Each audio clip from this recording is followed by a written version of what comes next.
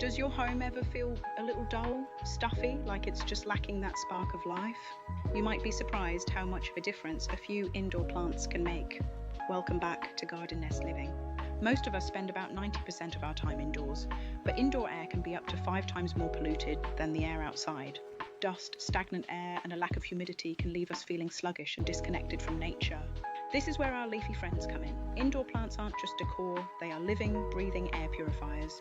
First, they create a calmer environment. Research shows that being around greenery can lower stress levels and boost your mood.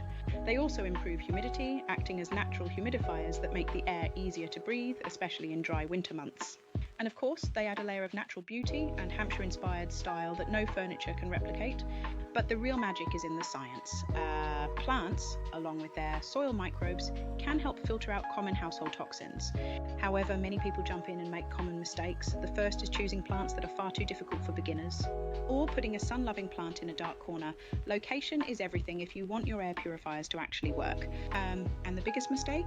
Buying based purely on appearance without checking if it fits your lifestyle or pet safety needs. Remember, some of the best air purifiers, like the peace lily, can be toxic to our furry friends if they have a nibble. Imagine transforming your home from a stuffy box into a fresh, breathing sanctuary.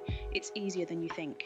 In the next video, I'll show you my top 15 plants for air purification and exactly where to place them in your home. I'm Jenny, and this is Garden Nest Living. Join me on the journey to create your own sanctuary. See you in the next one.